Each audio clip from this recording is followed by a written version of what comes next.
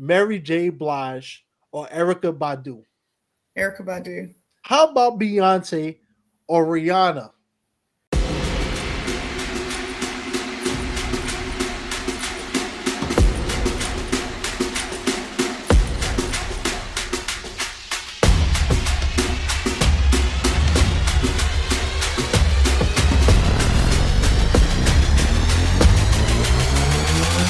Yeah.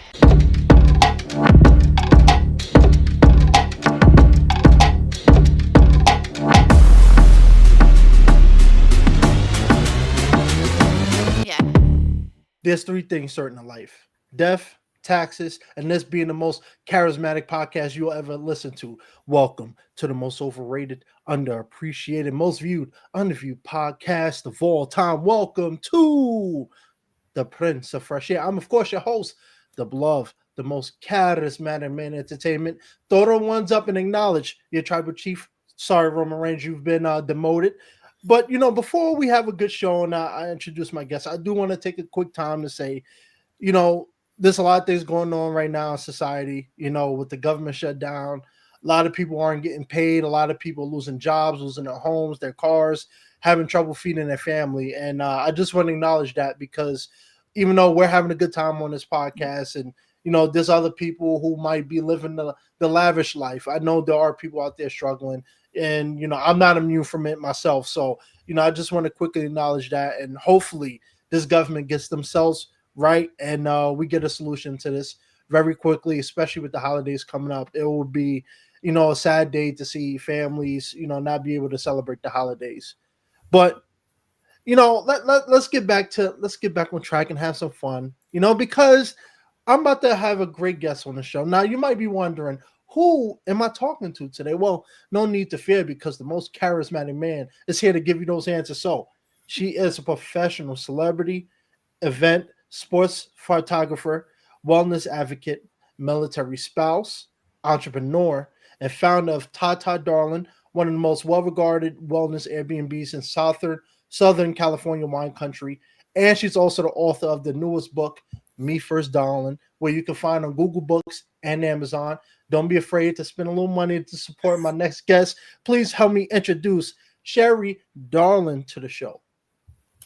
Thank you. Thank you so much, Absolutely. Percy.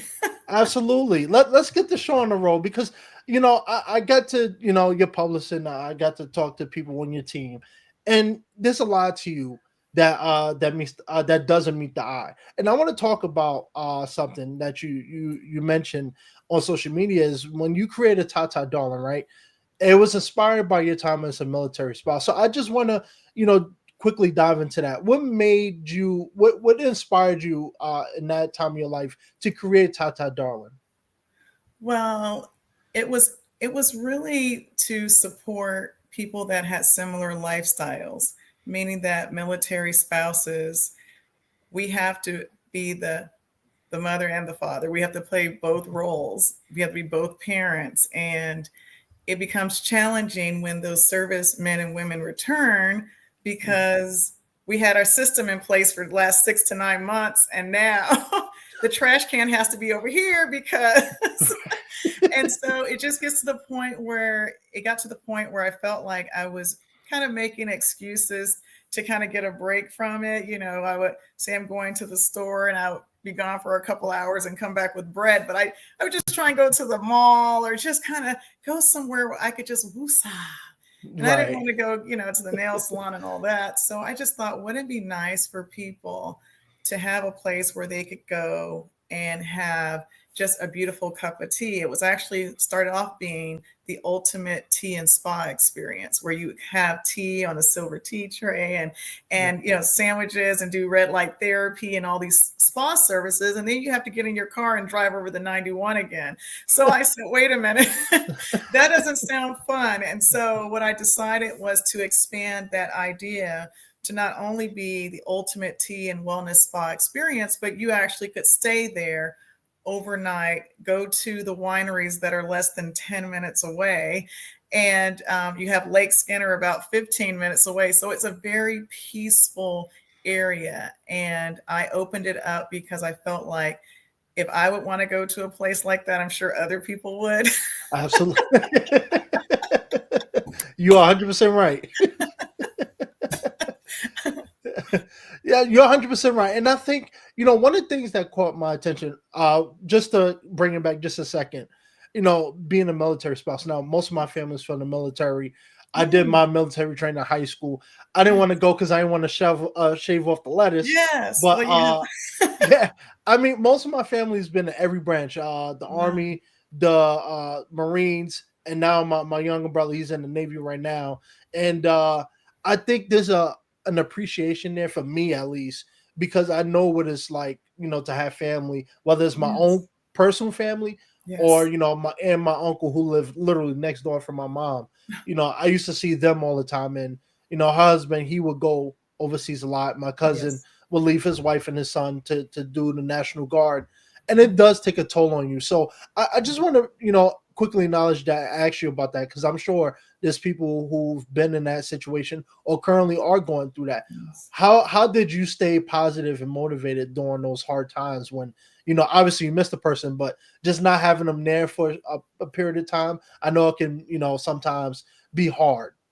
Oh, absolutely. And I can't take credit for any of success that I have. I pray often Yeah. and I'm blessed and highly favored, but I will share that the military community is spectacular. When one husband deploys, all the other husbands in the area makes sure that any lawn mowing that needs to be done, if you get a flat tire, and all the ladies, they circle around you. So it's a great community. And in fact, it's interesting the difference between living in a military community and then, when my husband retired, then you go into a civilian community. And Yeah. while everyone here is fabulous, I just know that there's a difference between a community where you have to know who your neighbors are. You must know who's next door because they may have to pick your kids up one day. We don't have family. Normally when we're deployed or when they're deployed, we're usually stationed somewhere away from our loved ones. So we make family quickly wherever we go. Yeah. Oh, absolutely. Thank you to your husband for his service. I think a lot of veterans don't get that the appreciation in today's society as they should, as they were back then. Are you originally from Southern California? No, actually, I'm not from Southern California. I was actually born in Akron, Ohio. And of Ah. course, that's where LeBron James is from. That's the only reason why I know that place. I mean, that's a great reason. What other reason do you need? So, Fair, fair. and so yeah, I was born in Akron, Ohio, and then, but I can't tell you a lot about it because when I was like under 5, we moved to Sacramento, California. So I've Ah. always been, I have to say, California girls. Ah. I mean, I mean, that's where we are. So I have to claim Lakers, and of course, I do root for the Ohio Buckeyes, though. So Ah, and USC okay. too. So Yeah, USC. I lived near USC for almost 4 years. So, I'm familiar with LA. I mean, Southern California is a little different. I know where your Airbnb and stuff is. I know it's a little further south, but yes. man, I miss it out there. The community out there, like you said, Wait, where are you it. now? So I'm originally from New York City, but I lived Oh, in okay. a. I graduated college in 2018, and I moved out to LA in 2019 Mhm. until 2023, and I came back, So for you're in New York entertainment. now. Yeah, What part? Manhattan. Oh, Manhattan. Okay. Yeah, speaking of which, let's have a little fun here. So Okay. when I moved out there, and vice versa, when I'm in the city, there's always a talk going on about LA versus New York. Where do you stand? I need your opinion. 100% LA. I mean, Oh, was this a trick question or what? I know I mentioned Tupac and everything, and we love Biggie, but let's just be real here. I wouldn't dare say that. I love California. no, this podcast is over. I'll see y'all later. Nah.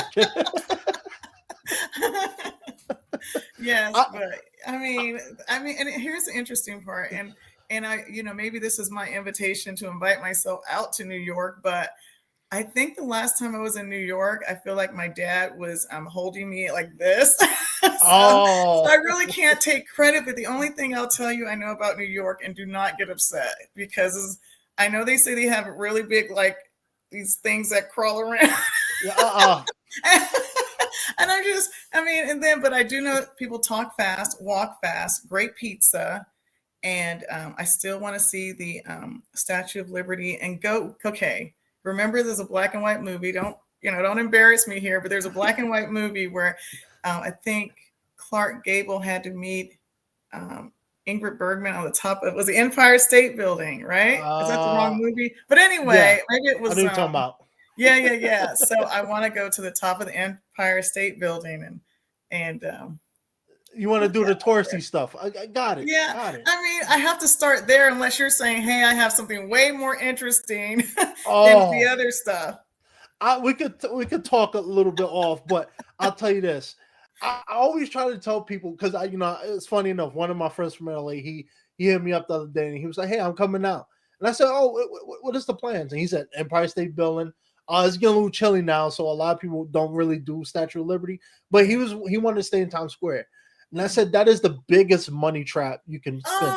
I still want to see the big sign. You want to see that. Oh, see that's fine, but Okay. anything like you gotta pay for it. And then the Apollo Theater, you got to go to the Apollo. The a lot of I think that's more of a Harlem, I got black to thing. see Harlem. That's definitely more of a black thing. I've rarely ever heard anybody outside of black say I want to go to Apollo Theater, but Mhm. yes, it's very nice. Yeah. Well, you Harlem got to is be invited to the cookout. I heard to even go there. yeah, yeah. You I'm might just teasing. I might have to give you a pass. We'll see. We'll see how this interview goes. Okay. So, we having fun, but I do want to talk to you about something. I know, your book. Um, you talked about empowering women, and you talk about wellness, and that being such a core value for you.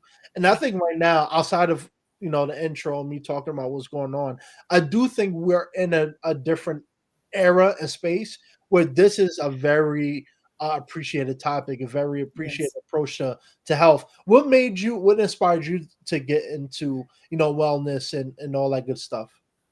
Well, I know for 100%, my mother, she would make us take cod liver oil every day. So a big spoon, you could find cod liver oil every day. And if you spit it out, you get two. So I mean, and that's just red beans and rice, cornbread, and that's, how we were raised. She's from the South. So we had, Oh, fantastic food but healthy food. And so that inspired me to do the same things for my family. So for all of my children, I was an athlete. All my children are athletes, and so I know the importance of nutrition. But then, that's an interesting question because I always kind of dance over it a little bit. But I'll give you a little hint here. So usually people, when they're motivated in wellness, something has happened. They've gotten some information, a family member got this diagnosis. And so in that space, I was working through some things and realized that nutrition was the basis for all health and wellness. And also mental health was important, equally important. yeah. So once I started realizing that my children performed better when I gave them chia seeds or a smoothie, banana, and oatmeal for breakfast versus cereal, Fruit Loops and orange juice. Oh, Yes, what's it's wrong just with that? there's nothing wrong with it if you're not trying to perform optimally. Yeah, You just yeah. want something sweet and you're like, hey, I don't care how much sugar this Fruit Loops and orange juice has, then, so I just realized that they perform better in school. And my motivation was really trying to find out how to educate myself on all of these different illnesses that were out there. And when I came across the Gerson therapy, it was on Gaia, and I came across this therapy, and I learned how to make kombucha. And when I came across this therapy, it was unique because it starts off with making sure you're loading the body with organic foods and juices.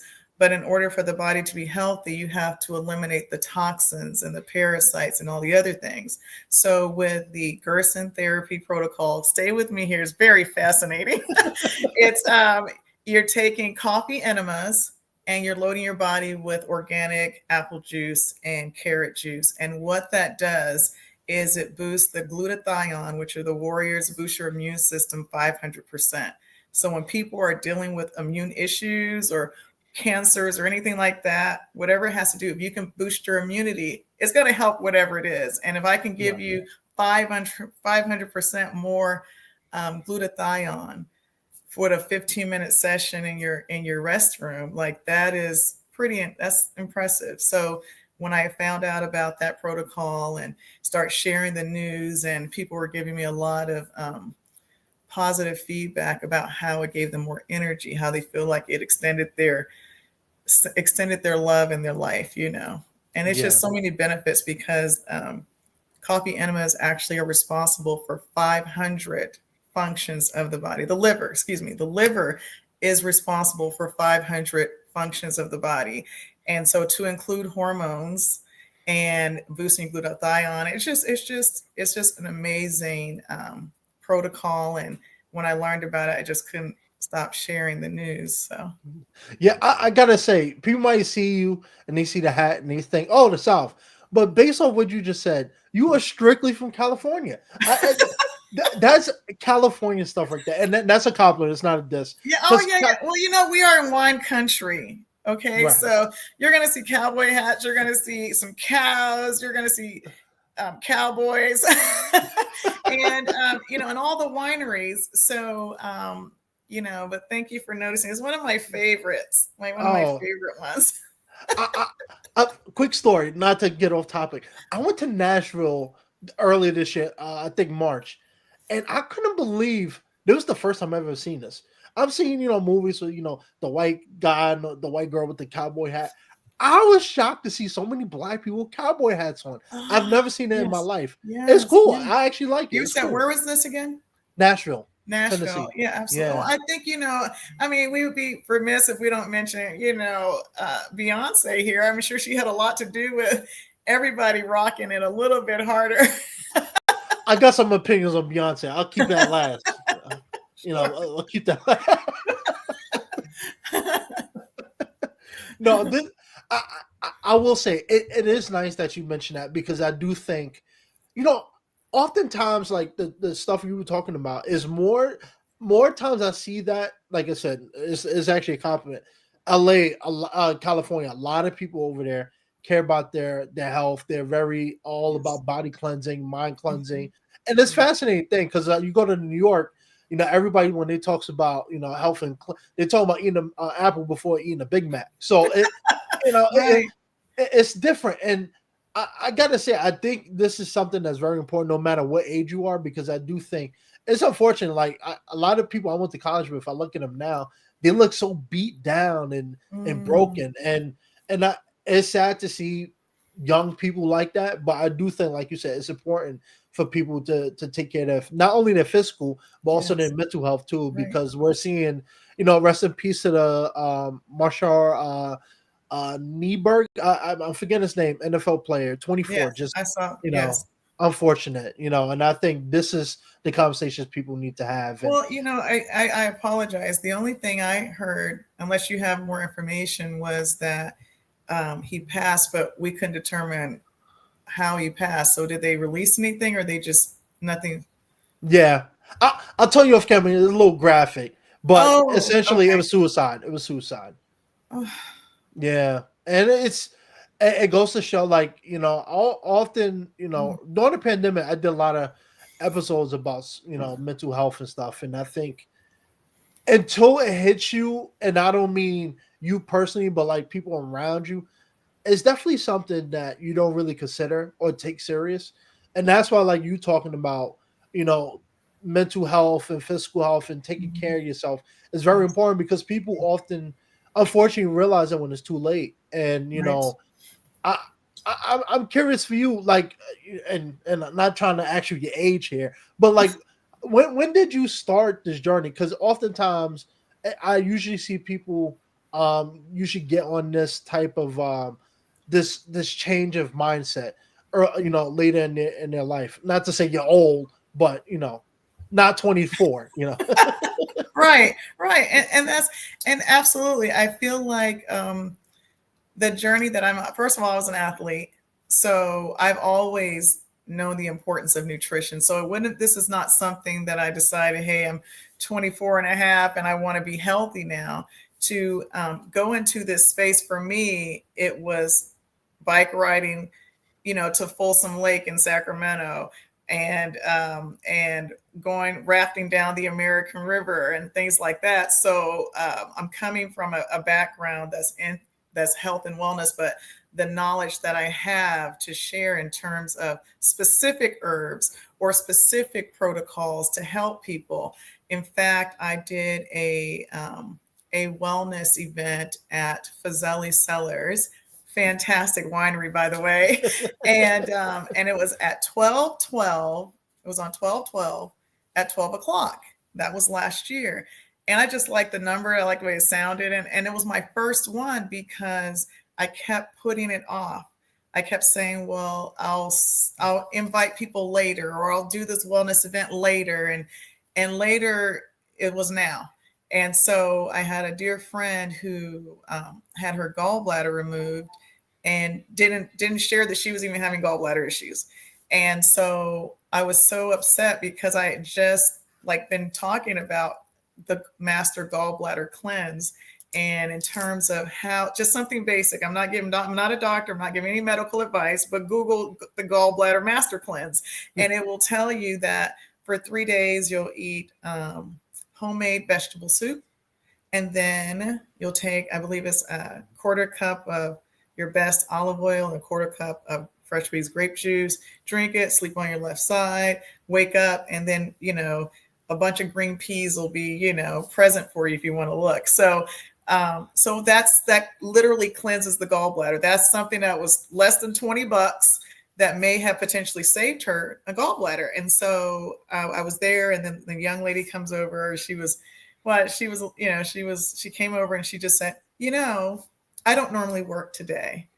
And I came in an hour early to help you in your party. And I said, well, I really appreciate that.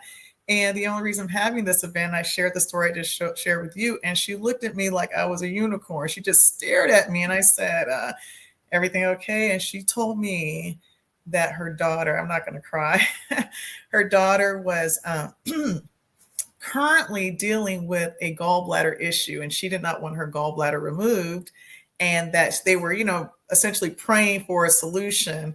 And here I come in, making her come in on her day off an hour early to tell her about a gallbladder story that happened a year early. You know what I mean? Like that's a stretch, isn't it?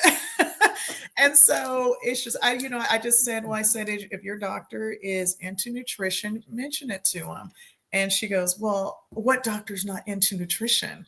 And I said, well, they were going to give your daughter surgery without trying the nutrition first. You know what I mean? So just look, so this is at least something maybe, unless it's urgent, but that's why I say talk to your doctor, see if it's something that, you can utilize, but at least, for someone out there, maybe they can at least have a conversation instead of being, fearful. Yeah, this is it. You're right.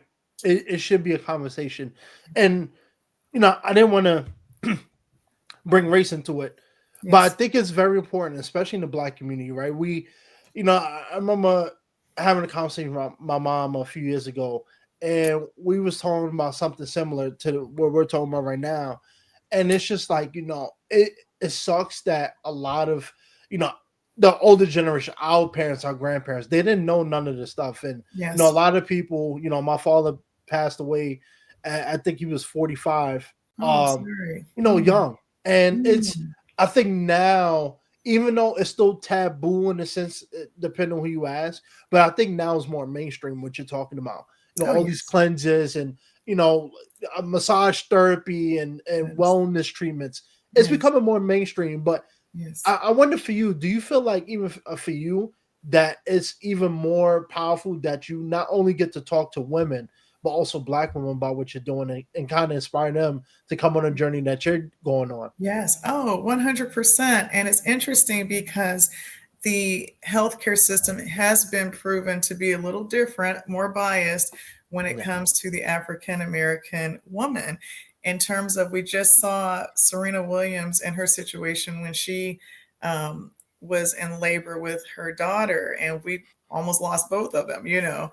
And Mhm. so, and then Lupita, she was just on, I saw it yesterday. Lupita, I'm going to mispronounce her last name, but we all remember Wakanda. Oh, what kind And she was just on Instagram. I saw it yesterday, and she was talking about like 80% of women, African American women are more likely to have fibroids. And she may have said women, but I do know in our community is higher in the Yeah. female Black community for fibroids. And so, we have to be able to ask questions, and it's important for doctors to realize that we are going to ask questions, and just be prepared to not say things like what was said to this lady. And you can Google it, just type in woman with 40 tumors. And she went to her doctor, and she says, the doctor says, hey, there's nothing we can do for you. It's, you go ahead and go home and get your affairs in order. And she said, well, what if I change my diet? And he goes, oh, it's too late for that. It's 40 tumors. And she said, well, what if I do, this water fast? I heard about water fasting. And he says, those are a bunch of quacks. And it's like, these are the words that I'm reading. I'm going, and this lady did a 21-day water fast. I'm not giving medical advice. I'm saying, read the story. She does a 21-day water fast, and all of the tumors were gone, or they shrunk to a very small size. And then when she went back to the doctor and said, look, isn't this great? His response wasn't that of a doctor who was happy that she found a solution. It was just the most incredible story. And I love when I can share those stories to inspire someone. I myself have done a 12-day water fast, and that's just, coffee, tea, water, or distilled or spring water, no tap, of course. And you can put, if you want to put cucumbers, but you don't have to be a fanatic. But what I learned is I went on, it's called Jason Fong's Water Fasting Support Group, and they're on Facebook. And I was, reading about water fasting and the benefits of water fasting. And after the third day, you go into ketosis, and your Mhm. body starts going into autophagy, which is self-eating. And what that means is any weak or dying cells, the body's using that for fuel. And so it's just such a beautiful cleansing. And the body heals itself when you can let it get rest and load it with nutrients. So water fasting is great. I just recently read a book called The 1 Minute Cure.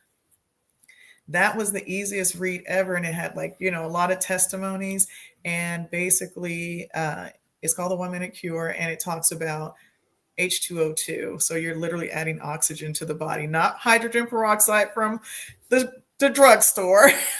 And so, check out the 1 Minute Cure protocol. But it's just so amazing to know, once you're in the space of disease cannot live in an oxygenated environment, and you add oxygen through meditation, breath work, this 1 Minute Cure protocol, and finding ways to cleanse the tissues, like in terms of mushrooms, wild turkey tail mushroom, sour sop. Those things have been shown to have so many great benefits. And I'm name dropping there. I'm just hoping someone's writing it down. But if you're not writing it down, I have updated my book. So my book is actually coming out, my updated edition, where I'm actually literally talking about these different healing protocols and how they impact the body. And I pulled my book off the shelf to add these amazing manifestation stories. And it's great because there's journaling at the back, right? But there's also coloring pages. Oh, Coloring. Come on.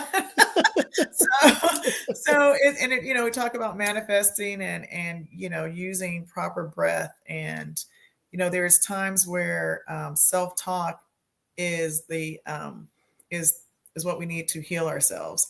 Positive self-talk, positive reinforcement. So when you're going through something and you're brushing your teeth, you're like, I got this, everything works out for me. Yeah, And remind yourself constantly, it's just a tennis match, stay positive. Oh man, they cut me off on the freeway, go back to center. yeah. And just stay as positive as possible and just tune into frequency positive, because there's going to be some times where things are going to be rough, and you just have to remind yourself, hey, things always work out for me.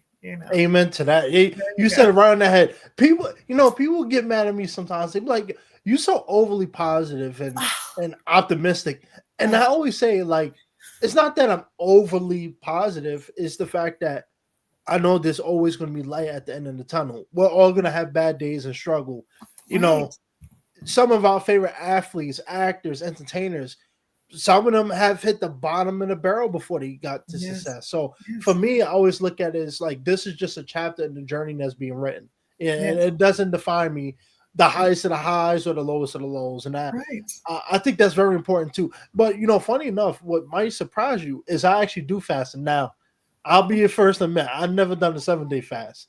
You Right. know, I love my Not food a yet, little too not much. yet. Your body, when Not your yet. body's ready, it'll do, listen to your body. But the fact that you even ventured out, because when you talk to people that have never fasted, they lose their mind if you tell them, hey, I'm on day 2 of not eating anything, and they're just, you're not, you're still walking around and talking. Yeah. You are 100% because that was my first thing when I'm telling you, when I went to California, this was all the stuff I learned. So Ah, before I moved there, I didn't know nothing about fasting, no nothing. And yes. then my roommate was like, "Yo, you ever tried fasting before?" I'm like, "What is that?" He's like, "Oh, it's when I forgot it's been a while since I researched it, but when you allow your body to, for me, I do like either Intermittent. 24 You talking about and intermittent fasting? intermittent fasting. Yes. And so I did research on it. And I know they recommended, starting off with, 16, see how your body Oh, feels, yes. 16, Yes. 8, to see how your body feel. So I started doing it, and the first week it sucked. Like, because I think we're so ingrained in certain patterns and things Yes. that we learned as kids, it's hard to get out of it. Yes. But the first week it sucked because I was by that point, I was eating a lot of fast food and junk food. I was Oh, enjoying life. sure. But then by the second week, it became easier, and it makes you, not only does it fixes your mind, because I feel like now I'm not just thinking my food, I can actually focus. But I Right. also felt better too because now you're not clogged up, you don't feel bloated all the time, and it also save a little money on groceries too. Sure, That's an sure, upside. 100%. But it's a wonderful thing. I do fasting every day. I got my younger brother in it.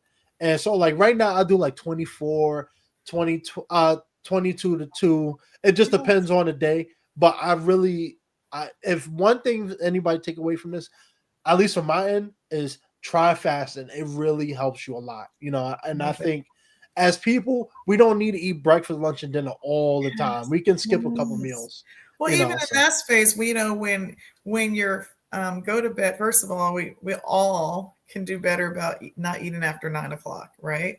First of all, your body's digestive system and circadian rhythm says you shouldn't eat anything after 9, right? So we that's want to true. just, at least get back to sixes and sevens, so we can start doing that. And then also your body's still in digestive mode when you get up in the morning. So if you get up and you're shoving a bagel in your mouth at 7 or 8, your body really is still digesting the food from the day before. So really what's more appropriate would be like a light smoothie. Or if you can, if you're, a Yeah. little bit more disciplined, you could do like a hot tea in the morning, and with lemon and ginger, and that would actually help motivate. Or maybe apple cider vinegar and a little baking soda and water, that'll get you alkaline and kind of get things going. But one really great one, this is great, get your pens out, guys. An easy one, I call it a lemon hot shot, but basically it's just a half a shot of fresh squeezed lemon juice, Ooh, and okay. then the equal parts your best olive oil you can find and a pinch of cayenne pepper. Mix it up and take it as a shot. It tastes like one of those hot sour lemon drops or whatever, but it's delicious. And when you do that for 5 days, if people that have fatty liver disease, it like takes care of it. So check it out. I mean, I just do it every day because it's, it's a good boost, cayenne pepper, and you're just getting your body going. It's delicious. So whenever I can find a code like that where it's good and is good for me, I use those. Yeah. How do you find these things? Like do you have a? I know you talked about your community, but like how did you personally like figure out all this stuff? Because it's not easy to, for the average person to go look. It's easy to look at certain Sure. fad diets and stuff. Right. But how did you get involved in? Because this is really more like centric on For me, I'm like scratching the surface when it comes to Sure. this. You're actually in it. Yeah. Like, how did you get in it? Because it's different than what I'm used to. Well, you know what? If I'm just going to tell you, if you're motivated by saving your own life, you're going to read everything. You're going to that's enough motivation. Or if you're trying to save the life of a loved one, and I read a lot, but I also have divine insight where things will just come to me. It'll just be a message, or I might just scroll on the TV and it'll be like something that catches my eye. But I also say that I am also seeking knowledge. And I'm also grateful for, the space of abundance and knowing that I have a voice here to share a message of hope and letting people know that A, you got this. And B, as long as you remember A, then it's going to work out. And just surround yourself with people that understand that, because steel sharpens steel. But we're creating a mastermind alliance, just having this conversation about healing people. And in terms for me, I was motivated. I will tell you, and this is the first time I've ever told this story, but I will tell you because I like you a lot. I appreciate And it. so at any rate, I'll tell you, and this kind of ties back into the whole military spouse thing. So my husband was deployed.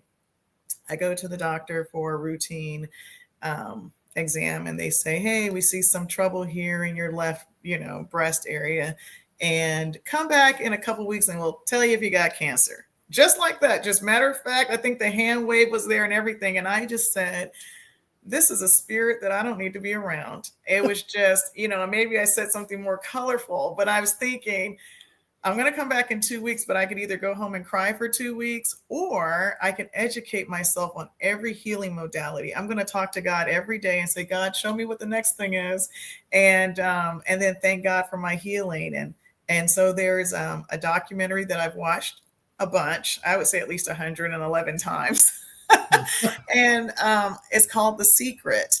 And when I watched this documentary, it talks about attracting love and wealth, abundance. And at the end, there's a whole chapter about wellness. And that's kind of how my book moves as well. So this whole sequence of wellness. And there was a lady that was diagnosed with breast cancer. And what she decided to do was to not allow anything negative in her atmosphere. If you were a negative person, she's not talking. If it was negative news, she's not watching it. No sad stories. All she said she did was watch comedies and thank God every day. Yeah. So Well, the story, she heals herself from cancer without any chemotherapy treatment and all of that. And that brings me back to, I try to remind myself to tell you this, but we were talking about fasting. There is a study of mice, or you can say rats or mice, and the USC study shows that when our bodies are fasted, right, when we're in a fasted state, our cells get like this protective coating around it.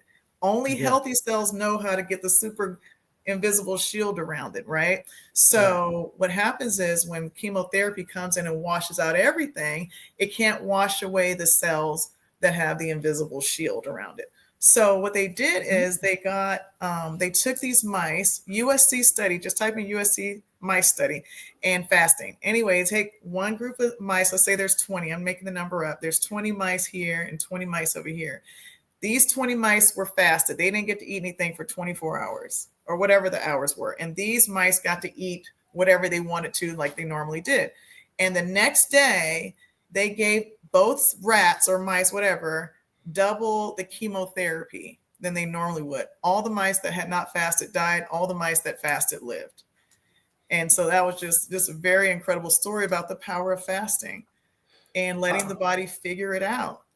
But you can't say that your body's going to heal and not believe it and then watch the ID channel for 7 days in a row, right? Yeah. So we want to watch things that uplift us and make us smile and get excited by a butterfly if you see it, because if we wait to have something super big to happen to crack a smile, then the smiles will be fewer and further between. But if we just get excited by just seeing a kid laugh, or even if I see a kid cry, I think it's hilarious, because I always tell the parent, I said, look, this is the best time, because everything could be handled, all problems could be handled with either ice cream or Band-Aid. That's Yeah. it. That's true.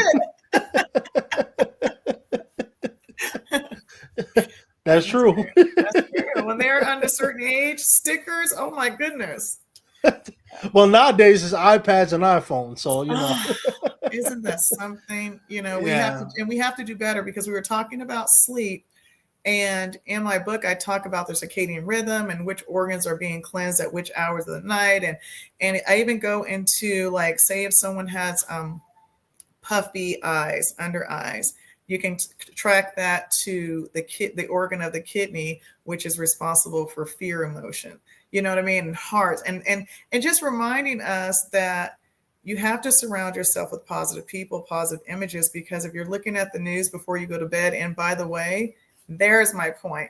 When you're looking at your phone in bed, it's blocking the production of melatonin, which is required for restful sleep. So then we have these kids that are not getting proper sleep, and they're blocking the production of their melatonin, and then they get up early with lack of sleep. Now they're lethargic, and you're saying, hey, I know some people that are looking aged. Well, that's why, because they're not getting proper sleep. Everyone's walking around dehydrated and overeating, because really 2 meals a day is really plenty, especially if you're doing a solid smoothie smoothie in the morning. Have you had one of those smoothies with the chia seeds and the banana and the I've tried it coconut once. water? Yep. Right? So you do that in the morning. How can you put a sandwich or anything? Yes, that's plenty. And Yeah. your body appreciates it. It's like when you first get up, do you want to get out of the bed and just start running, or do you need some time to get up and move and stretch your arms? Yeah. No, that's fair. You know what? I'm at the point where, like, I've been doing fasting for, it's going on 5 years now.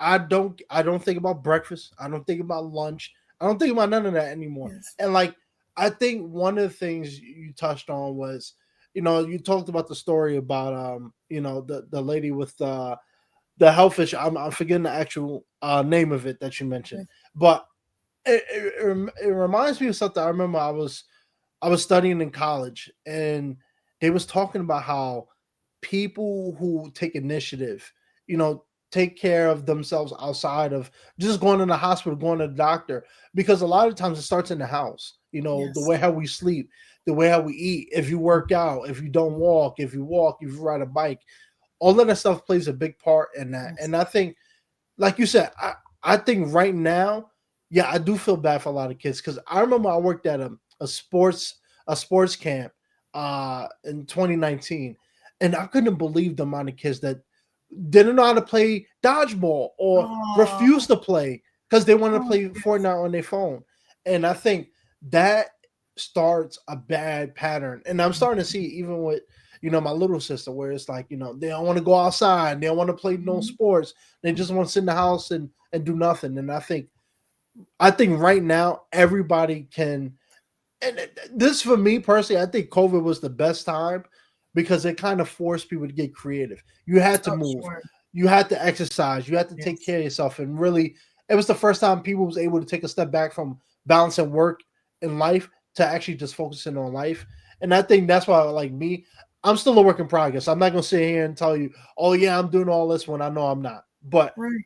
I am interested in learning more, and I don't want to wait until I'm in my 40s neglecting myself for many years to finally kick that habit. I know Sure. it can be kicked, but a lot of times, depending on how you live, it could be too late. But Sure. speaking about too late, because life is all about choices. We've been talking about that, right? Right. Life is very important in that aspect. So, you know, it's your time to make a choice. Now, what am I referring to? Well, it's your time for the hot seat. Now, you probably got a little sneak preview on Instagram, but for let me explain the rules to you. So, I'm gonna give you two names, and you can give a brief reason why you choose one or the other, or you just give the answer. Uh, but this your time to choose between two names. Okay. Now, we spoke a little bit off camera, so I know exactly what we're doing. So this gonna be the hot seat, greatest R&B and soul musicians of all time. Are you ready? I'm ready. All right, let's do this. All right, we're starting off hot. So we got Mary J. Blige or Erica Badu, Erica Badu. Whitney Houston. Whitney Houston. Uh, Okay, okay. I'll play along. Okay. Whitney uh, Houston and you. I was gonna say, well, you might be right on this. I was gonna say Whitney Houston or not Janet Jackson. I still have to say Whitney Houston. Well, that That's was fair. hard for me. I mean, I have to say, let me just tell you, that was Yeah. hard for me because one of the things I used to do as a trainer, as when I would introduce myself, I would say, I know what you guys are thinking. I look just like Janet Jackson. I would do that. And then everyone would laugh, and I was look serious. I'm like, "What do you mean? What are you laughing about?" So I love Janet, but if you're saying singer greatest of all time, I gotta say Whitney. Yeah, she's before my time, but I'll tell you, I listened to a couple of songs. Yeah, oh man, she was amazing. Well, But Bobby speaking Brown about, said people sing, but Whitney could sing. So yeah, no, oh, I'll praise her. She was, I think she's top two greatest female singers of oh all yes. time, Oh easily, yes, easily. easily. Easily, yes. And they did say she made the Guinness Book of World Records for most awarded female artists. So that was cool. Really? Yeah, I just saw that yesterday. Wow, what an achievement! She died very young too. Yeah. Oh man, the impact she had, even in my generation, is pretty interesting. But speaking of my generation, let's do something fun. Rather, how about Beyonce or Rihanna?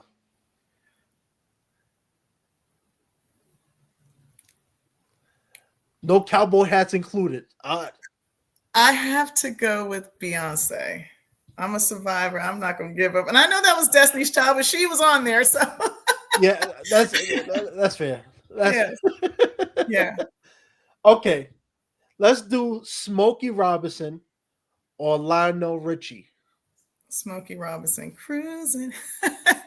That's a good choice. That's a good Yeah. choice. I like him. Yes. All right, I got another hot choice for you: Luther Vandross or Marvin Gaye. Oh my goodness. Oh my goodness. That's Oh my goodness. that's that's a hard one. Okay, okay, okay. I have to say Luther. I have to say it. Now, of course, I mean that Distant Lover version, that live version, Marvin Gaye's Distant Lover has been one of the greatest songs of all time. When he hits that first note and everyone just starts screaming, you could just see him, and Oh listen man, to that version. Distant Lover, Marvin Gaye, live. I don't think I listened now. You I'm have to. biased Just that because one song. I didn't grow up, but I've heard them, on certain Sundays. My mom playing it, but I will say, I'll tell you this: a lot of people don't know this, but I remember being from the age of 10 to like 13.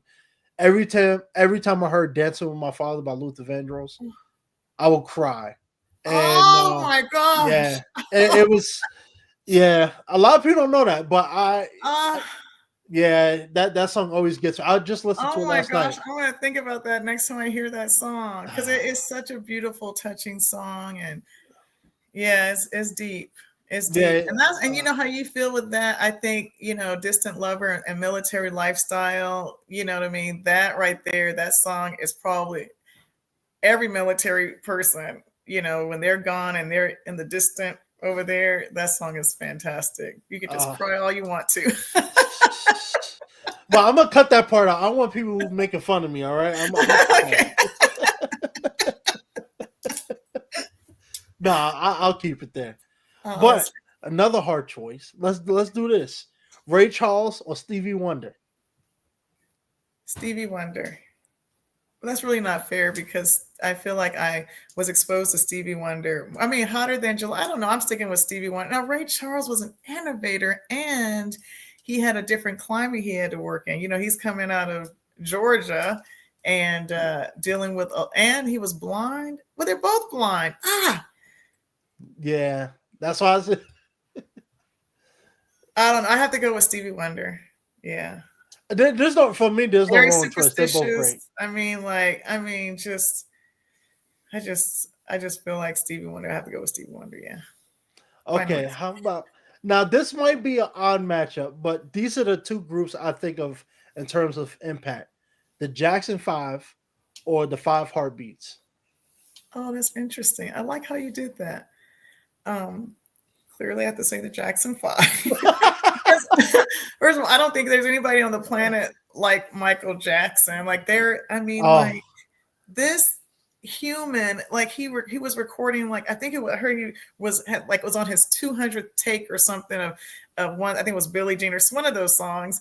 And I think Barry Gordy comes in or something, and I got the song wrong, but the story is the same. And he says, "What's going on in here?" And they say he just, he wants to make it perfect. And then he said, show me the second take, or he said, let me hear the first take and the second take. The second take is what they used. You know what I mean? wow. He was such a perfectionist. And then of Yeah, course Prince, he was a perfectionist because he would insist that his performers watch the show that they just performed in right after the show, so they could yeah, see, we see how you got that one. You know what I mean? I could just see him making sure. And the greats, James Brown, we saw the movie, he's making sure that everyone stays in line. So you have to have that kind of discipline to create that kind of magic. Michael. I just saw the other day because I didn't go. New York every Halloween they do an annual Thriller Oh, performance for the parade. oh, Now, don't get me wrong. Some of those people they need to be down for how they doing Michael. Because oh, I'm looking at some of them, they doing this. oh I'm like, they're messing no. up the iconic dance. But Oh, yes, they are. it's crazy to see how many generations this man has. Like the fact that 5-year-olds know who Michael Jackson is. It's ridiculous. Oh, Like, yeah. Oh, yes. All right. Speaking of legends, let's wrap this up with the four of the greatest musicians everybody knows about. So, how about Prince or Michael Jackson? Michael Jackson. That's easy for me. I'm not going to disagree. I'm just not. You know what? I think every great, you know, every great artist has someone that they always get compared to. And I think for the final one, because we talked about this one man in particular, but he's always getting lumped up with this other guy. So the final choice, Tupac or Notorious B.I.G.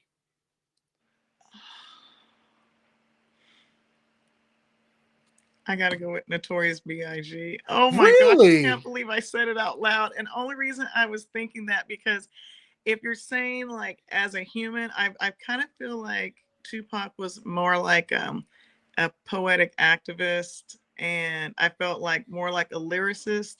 I would think I just kind of like how Biggie's flows. I mean, that was a hard one. I had to. I mean, I would say both, right? But you would think I would go Tupac, and I even hear myself say it. I actually have a Tupac poster in, So, but I don't know. I just feel like maybe that's my answer. Well, That's fair. you're obviously in Tupac, right? Yeah, I know I'm a New Yorker. Everybody anticipates Notorious, but Tupac, that man has made some songs that just, I just heard Till the End of Time. This released after he passed away, like years after his estate posted it.